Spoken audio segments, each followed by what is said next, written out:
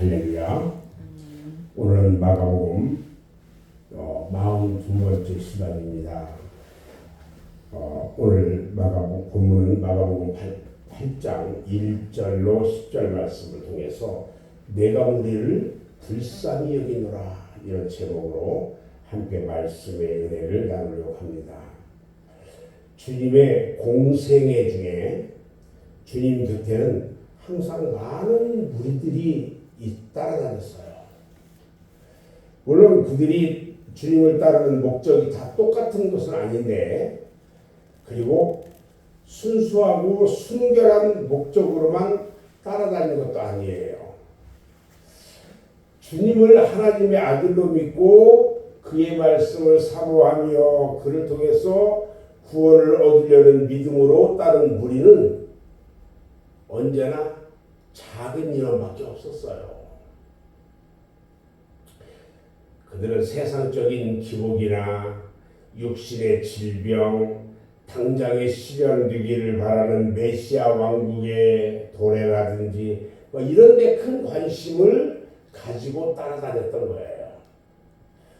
그리고 주님으로부터 그 같은 목적에 대한 기대를 얻을 수 없으면은 아주 쉽게 그들은 주님을 떠났던 자들이에요. 그래도 주님은 그들을 항상 천하게 여기셨고 지극히 사랑하셨다는 거예요. 오늘 본문 말씀은 칠병이어에 대한 이 말씀이에요. 우리가 얼마 전에 오병이어에 대한 말씀을 나눴는데 오늘은 칠병이어에 대한 이 말씀이에요. 주님은 제자들을 불러서 말합니다. 내가 이 무리들을 참으로 불쌍하게 여긴다.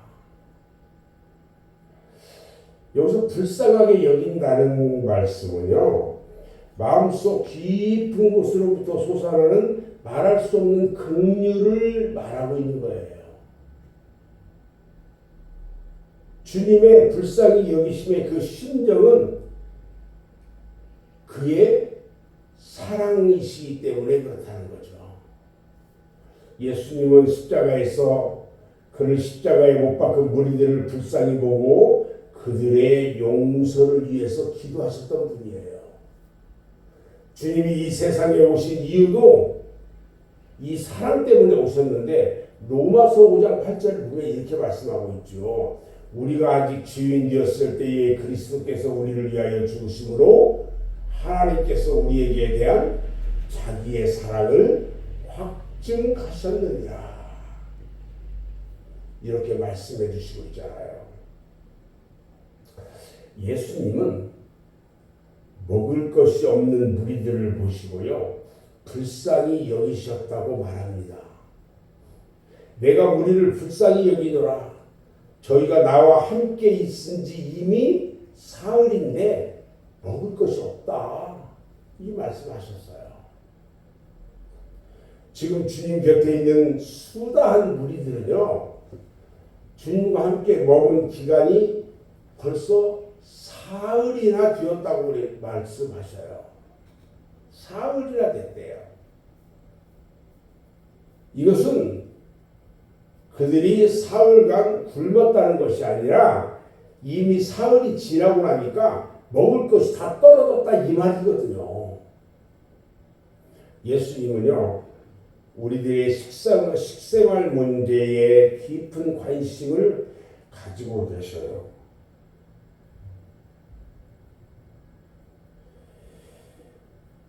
식생활은 우리가 세상에서 살아가는 과정에서 반드시 취해야 할 양식인데, 이 일에 어려움을 겪으면 사람이 기진하기도 하고 어려운 고통을 당하게 되는데, 주님은 우리의 이 같은 처지를 낱낱이 다 살펴보고 불쌍히 보시는 거예요. 마태복음 6장 31절로 32절 말씀을 보면, 그러므로 염려하여 이르기를 무엇을 먹을까 무엇을 마실까 무엇을 입을까 하지 말라. 이는 다 이방인들이 구하는 것이라. 너희 천부께서 이 모든 것이 너희에게 있어야 할 줄을 아시느니라 하신 말씀을 보면 우리가 이 내용을 알 수가 있다는 거죠.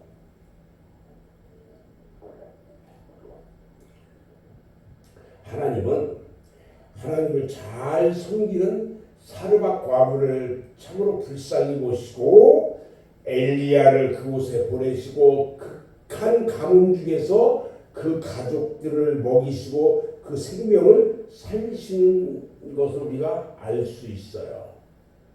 인류의 종말에도요, 그의 백성들에게 극한 가뭄과 식량난의 어려움 속에서 먹을 양식과 마실 음료에 대해서 염려 없도록 약속해 주신 내용을 우리가 계시록 6장 6절과 7장 15절 17절 말씀을 통해서 우리가 알 수 있다는 거죠.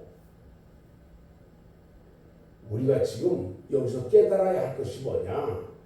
우리 주님이 우리를 이처럼 불쌍히 여기는 것처럼 우리들도 우리의 형제들에 대해서 그 같은 사랑을 가져야 한다는 사실이에요. 가난한 형제를 도와주는 일은 여호와께 꾸미는 것이며 이에 대해서 여호와께서 갚아주실 것이라고 말씀하셨다는 거예요. 너희에게 떡 몇 개나 있느냐? 오늘 주님께서 물어요. 예수님은요, 문제에 대한 해결자가 되시는 분이에요. 아멘. 문제만 제기하고 해결의 방도가 없다면 그런 대상에게는 아무것도 바랄 소망이 없어요. 그러나 우리 예수님은 문제가 있는 곳에 반드시 그 해결자로 나타나셔서 문제를 해결해 주셨다는 겁니다. 제자들이 만일 네가 저희를 굶겨 집으로 돌려보내면 길에서 저들이 기진하리라 이 하신 말씀을 듣고 어리둥절합니다. 지금 부르심을 받은 제자들은요, 문제의 해결을 자기들에게 하라는 말씀인 줄 알아요. 저들을 그냥 집으로 돌려보내면 저들이 기진맥 지를 건데 제자들이 자기들 보고 해결하라는 건 줄 알아.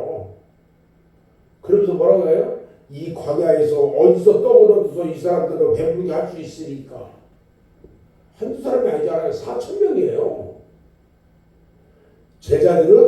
사람들은요, 하나님의 은혜를 쉽게 잊어버려요. 제자들처럼 이전에 베푸셨던 주님의 은혜에 대해서 잊어버리면요, 감사가 나올 수가 없다는 거예요. 주님께 대한 은혜가 사라져버려요. 우리 주님은 떡 7개와 생선 2마리를 가지고 축복하시고 4,000명의 무리들에게 배불리 먹이시고 남은 조각을 7광줄이나 거두셨다고 그랬어요. 주님은 제자들에게 너희에게 떡 몇 개가 있느냐 이렇게 물으셨잖아요.